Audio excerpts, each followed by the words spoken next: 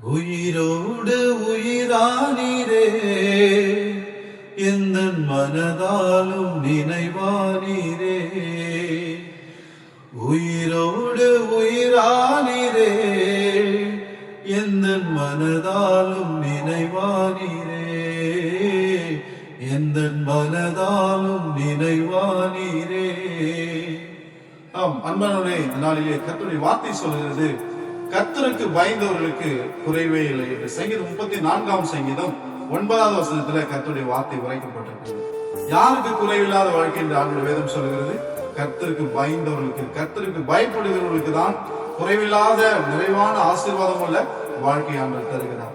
ஆண்டவருக்கு ஒரு மனுஷனுக்கு நம்ம சரியா ஒபீடியன்ஸ் பண்ணணும், கீழ்ப்படிதல் இல்லை, ஒரு மனுஷனுக்கு நம்ம சரியா பயப்படல, மரியாதை கொடுக்கலன்னா கூட அவர்கள் மூலமா நமக்கு கிடைக்கிற சலுகைகள் நன்மைகள் எல்லாம் கிடைக்காம போகுது.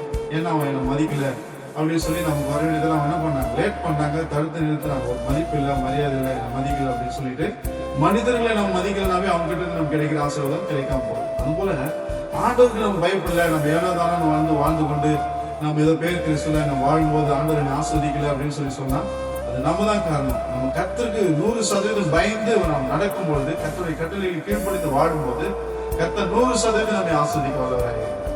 கண்களை மூடி ஜெபம் செய்வோமா? இரக்கத்தில் ஐஸ்வர்யம் படை தன்பின் பரலோக தகப்பனே, அப்பா உமக்கு பயந்தவர்களுக்கு குறைவே இல்லை என்று வசனம் சொல்லுகிறப்பா.